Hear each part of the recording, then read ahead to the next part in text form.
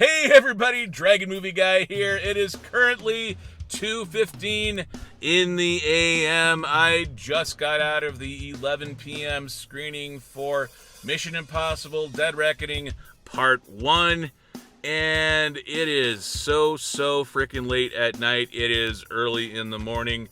This movie, by the way, this is my instant reaction. I'm not going to do any editing to this, but there are going to be some spoilers in here.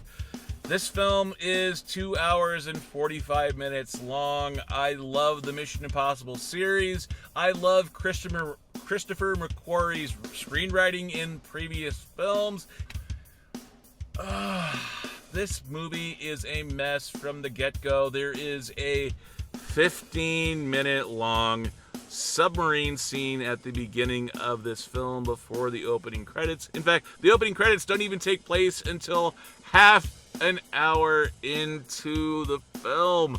This film is 2 hours and 45 minutes long, and it is part one, right? They're telling you up front that this is part one of a two-part story, and even that seems like it's part of a larger story that is so confused and so confusing that there are not one, not two, but three major scenes between characters in this film where all they do is talk exposition. They talk about the plot. They talk about what the hell's going on, because this film is so convoluted, even for a spy film, even for a Mission Impossible film, that even after those exposition scenes that could very well have been shot afterwards, that could have been reshoots for it to try and clear it up, it still doesn't make a ton of sense.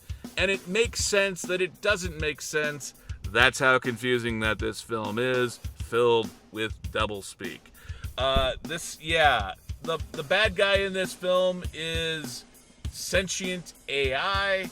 It is the nameless, faceless entity that they just call the entity. It's a program. It's an algorithm. It is AI trying to blow up the world. I don't know why this is such a confusing bad guy and why they treat it so nebulously. Maybe because I guess they kind of go for a grounded reality in these films, kind of, sort of, but it's the spy world. It's all that kind of stuff. This one definitely goes more into the realm of science fiction than action, which is a huge jump for the Mission Impossible films, because these have always been action films. These have always been spy films. These have always been fights but kind of in the James Bond world of things that theoretically could happen, that could be realistic. There's nothing about this AI story that exists in the real world. This is more Terminator, Skynet kind of things. And for whatever reason, if the AI is sort of the father figure in the holy trinity of evil, then Esai Morales' character of Gabriel is the son of the bad algorithm thing. We don't really know much about his character other than he has a history with Ethan Hunt, and even that is a random scene at the beginning of the film that's sort of shot in flashback mode with really bad face replacements. And it's never really explained. It's not even really explained why or how. It's just sort of shown but not really shown. It's very confusing. There's no clues that they clue you in later in the film as to who the girl was and why Gabriel is the bad guy and how it all, you see a gunshot, you see a body, and that's about it. And really, you should know more because, it's a spy movie. There has to be motivations, and it doesn't really make much sense other than Ethan lost somebody. But there's better ways of showing that you lose people in the past, and that motivates you in the present and motivates you for the future. The way they did it, though, was so confusing and a waste of screen time. Yeah, it wasn't good. Also, that 15-minute sub scene at the beginning of the film, Ay, why was it so long? That's what she said. There are so many people speaking. It might as well have been Crimson Tide, but all of the characters which are Russian in this film, in that submarine, they couldn't find anybody to do a good Russian accent. Every single person, including the captain of the Russian sub, you can hear their American accent coming through while they're doing a very bad Russian accent. These are bad actors doing bad Russian accents where you can totally hear the American accent coming through, and that is not intentional in the least. It's a bad start to a bad film. This is a definite skip of a film. Even the action scenes, like the motorcycle going off the cliff and the parachuting kind of thing that you see in the trailers, the things that you see in the trailers are in the film. But even those action scenes where Tom Cruise and the Mission Impossible crew excel at setting up and delivering those action scenes, even that parachuting scene doesn't really have a good payoff. It kind of just takes place, and then a lot of it, the end of it, takes place off camera for no reason, and then you get a wham bam. It's a big buildup. You don't see how he resolves it, and then it's a pointless finish that's supposed to be a surprise finish to the scene. And there is a huge road chase through an Italian city, and it's not even the best chase sequence. It's a huge car chase sequence going through an Italian city, and it's not even the best Italian city car chase scene of the summer. That actually goes to Fast and Furious 10.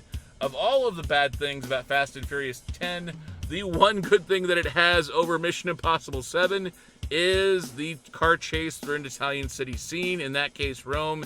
In this case, I can't even remember what city they were in, but it was sort of it's a pointless car chase scene, and if anything, it builds on the stereotype of women as bad drivers, which, of all the weird stereotypes to be out there that isn't really based in reality, why Mission Impossible chose to say that women are bad drivers or show that women are bad drivers in action scenes. Yeah, it is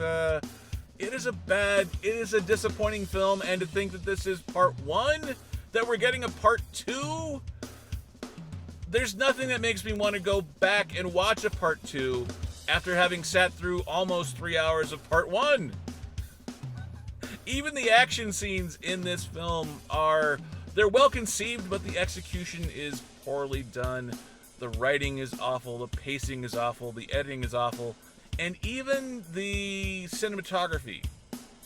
The cinematography in the first 20 minutes of the film, first half hour of the film, it does get slightly less bad as the film goes along, but it's just, the Mission Impossible films have a really high standard to live up to. They are really well produced films, except this one.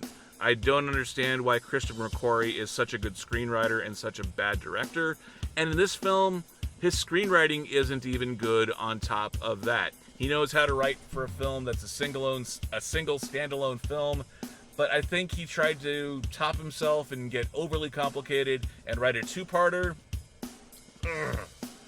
Even Christopher McQuarrie's screenwriting in this film is not good. Tom Cruise is alright, great cast, but they don't really have much to do and they don't really have much to say. Even Ving Rhames and Simon Pegg's character, they're just sort of there. Hayley Atwell actually is the one good thing about this film. She plays a pickpocket, she plays a thief, and she is the one bit of fresh energy in this film. Klementieff is in here too. She's a henchman for some reason, but skip Mission Impossible 7. No two ways about it. Save your money. Don't even bother watching this on streaming. If you're going to do a Mission Impossible marathon a couple years down the road and it's after part 2 comes out and you can just sort of knock them both out in one fell swoop, maybe do that. But this film is as bad as Fast and Furious 10. It's that bad. And even the signature car chase in the middle of the film isn't even as good as the car chase in Fast 10. So be forewarned, if you do watch this film in theaters, you're wasting your money. So skip Mission Impossible 7, skip Mission Impossible Dead Reckoning Part 1, 1.5 stars out of 5. I'll see everybody.